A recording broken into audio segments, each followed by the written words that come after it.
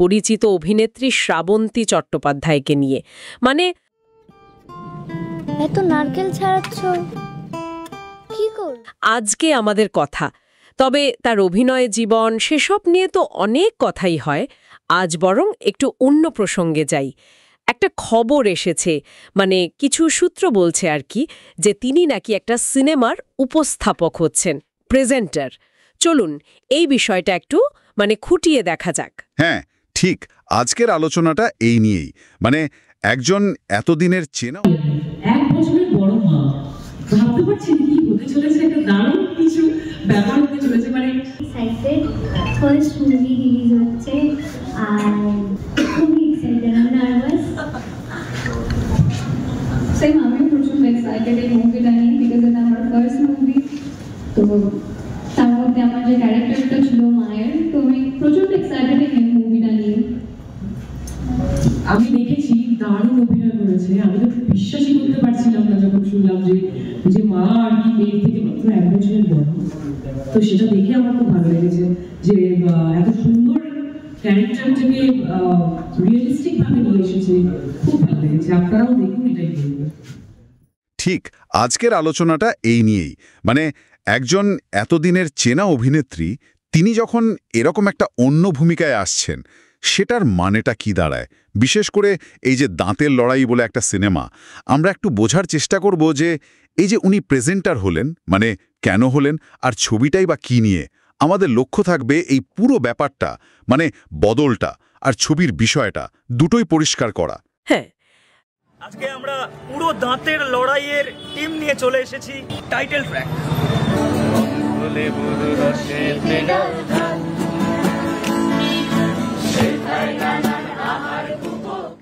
ব্যাপারটা বেশ ইন্টারেস্টিং তো বটেই। শ্রাবন্তী চট্টোপাধ্যায়কে তো আমরা বহুদিন ধরে চিনি বাংলা সিনেমায়, কিন্তু এইবার দাঁতের লড়াই ছবিতে উনি অভিনেত্রী নন, হচ্ছেন গিয়ে ফিল্ম প্রেজেন্টার। এটা তো ওনার জন্য প্রথমবার, তাই না, এই প্রেজেন্টার হওয়া? এর আসল মানেটা কি, ঠিক কি প্রভাব ফেলে এটা? দেখুন, এটা একটা বেশ গুরুত্বপূর্ণ পদক্ষেপ বাংলা ইন্ডাস্ট্রিতে তো বটেই। অনেক সময়ই দেখা যায়, ইন্ডাস্ট্রির পরিচিত মুখ যাদের উপর ভরসা করা যায়, তারা নতুন পরিচালক বা একটু অন্য ধরনের ছবির পাশে দাঁড়ান, নিজেদের নামটা, জনপ্রিয়তাটা ব্যবহার করেন ছবিটাকে আরও বেশি দর্শকের কাছে নিয়ে যেতে। এটাকে শুধু একটা বিজনেস ডিল হিসাবে দেখলে বোধহয় ঠিক হবে না। শ্রাবন্তী নিজে যেমনটা বলেছেন, ছবিটা দেখার পর নাকি তার মনে হয়েছে যে এটা মানুষের মন ছুঁয়ে যাবে। নমস্কার, আমি শ্রাবন্তী চ্যাটার্জি। আগামী 11ই জুলাই একটা নতুন ছবি আসছে যার নাম দাঁতের লড়াই। এই ছবিটিকে উপস্থাপনা করছি আমি। ছবিটির প্রযোজনা করেছেন 7 হর্সেস প্রোডাকশন, আর ডিরেকশনে আছেন বিপ্লব কয়াল। একটি ছোট্ট মেয়ে এবং তার জীবন সংগ্রাম নিয়ে তৈরি হয়েছে এই ছবিটি। টিজার এবং গান রিলিজ হয়ে গেছে, আর ট্রেলারটা খুব তাড়াতাড়ি আসছে 11ই জুলাই, দাঁতের লড়াই।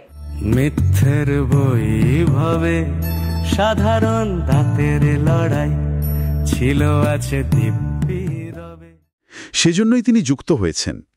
এটা আসলে গল্পের প্রতি তার একটা টান, সেটারই ইঙ্গিত দেয়। এখানে এই উপস্থাপকের ভূমিকাটা ছবিটার কোয়ালিটি নিয়ে একটা ভরসা তৈরি করতে পারে দর্শকদের মনে। আর ছবিটার নামটাও বেশ অন্যরকম, দাঁতের লড়াই। শুনছি নাকি গল্পটা খুকু নামের এক গ্রামের ছোট্ট মেয়েকে নিয়ে।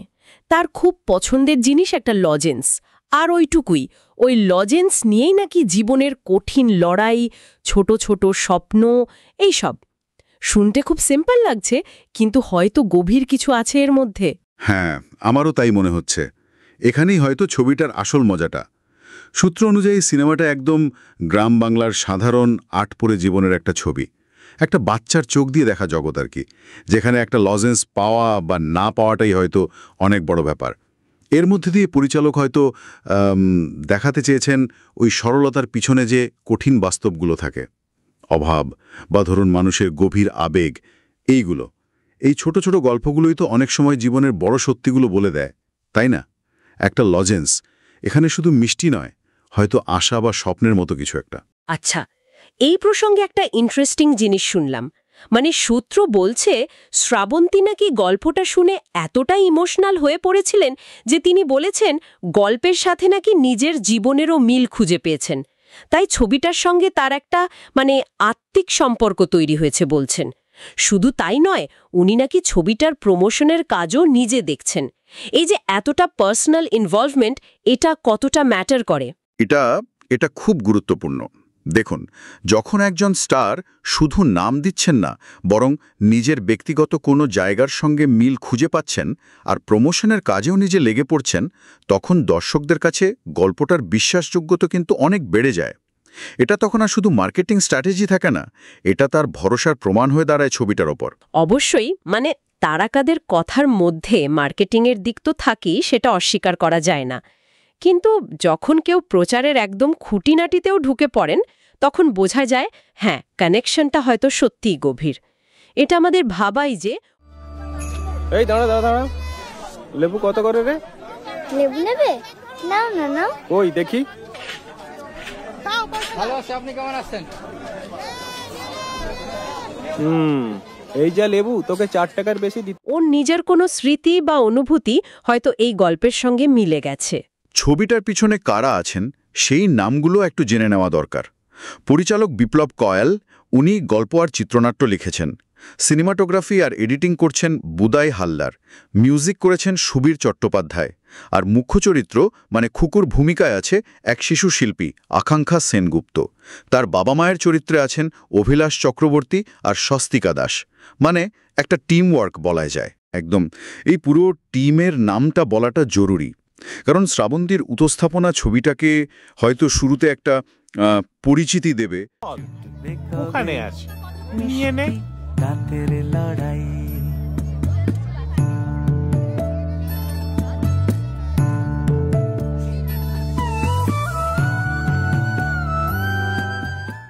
আলোয় আনবে, কিন্তু দিনের শেষে সিনেমাটা তো দাঁড়িয়ে থাকে পরিচালক, অভিনেতা অভিনেত্রী আর বাকি কলাকৌশলীদের মিলিত চেষ্টাতেই।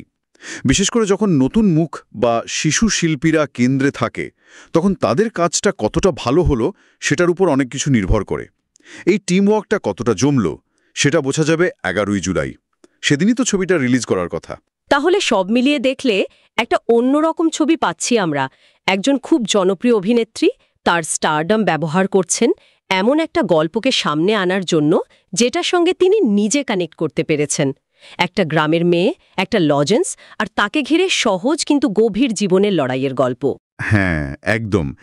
এই ঘটনাটা আমাদের ভাবতে বাধ্য করে যে একটা ভালো গল্পের জোর কতটা হতে পারে, আর পরিচিত মুখেরা সেই গল্পগুলোকে। পয়সা নিয়েছিস?